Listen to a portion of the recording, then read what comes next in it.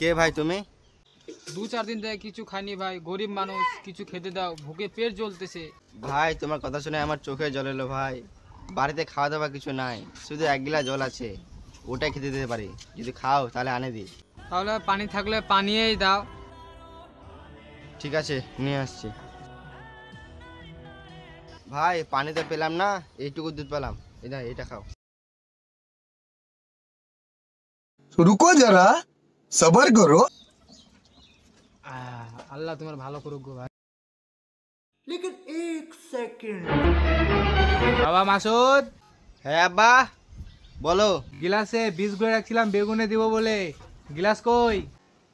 আর গিলাসে দুধ নয়, বিষ ছিল।